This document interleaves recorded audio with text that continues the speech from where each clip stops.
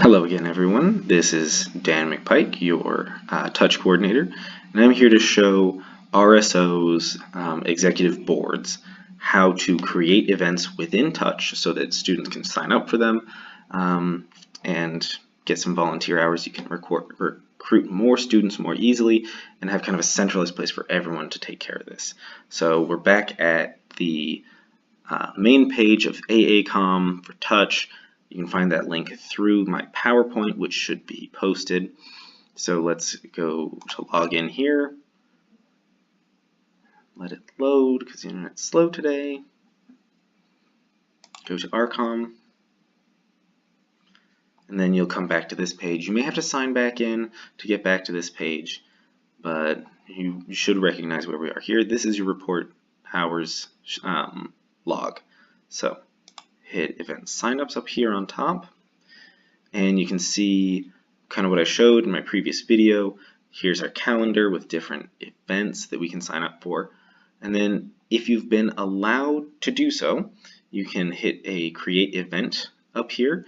If you would like to be able to have that capacity, let me know and I will add you to the list of people who can create events. If you've already emailed me and let me know that you'd like to be able to do that and you don't see that button, email me again. We're med students, we're all busy. Sometimes things slip through the cracks. Okay, so we hit create event. We can put in an event title. We're going to do stuff. We're going to test again. We can put in a date. You can only put in one date at a time, so make sure if you have a multi-day event that you are making one event for each day. You can put in your event description, whatever description you use normally on Facebook or however you normally post this, just post that right here. And then we can put in shifts. So we can do, say, a 6 to 6:30 a.m. shift for a person doing stuff. And if you need a certain number of people to do that, you can enter the number of volunteers needed. If you need more shifts, you can add more shifts here for more people doing more things. And you can also add in a different number of volunteers needed for that shift. You can also leave it at unlimited, so any number of volunteers is great. Okay. Then you can keep adding those shifts or those descriptions or different things that you need people to do by adding more values, and just add as many as you need. If you would like, you can add in an attachment or like your flyer here for people to see. And then you can also sign up for different notification options here. Make sure to read through those, know which ones you want for your event.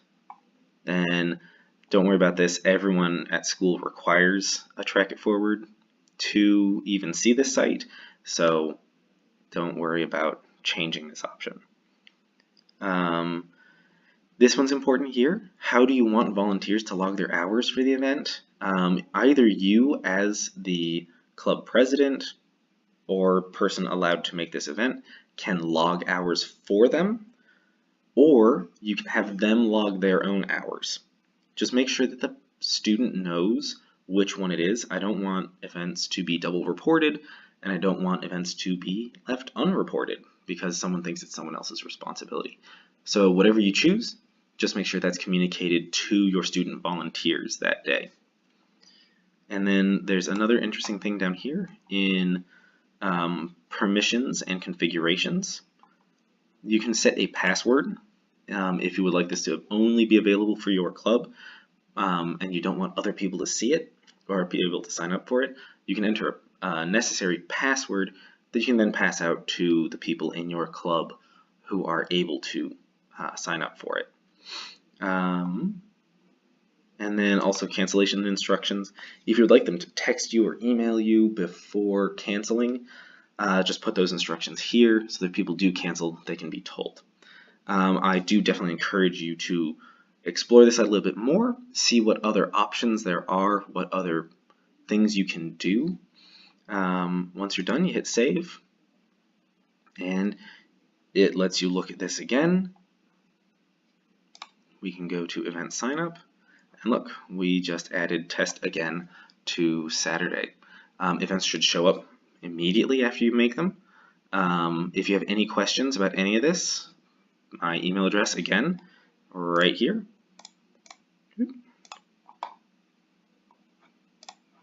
dmcpike@rcomedu.org. Reach out to me, let me know if you need any help. Thank you.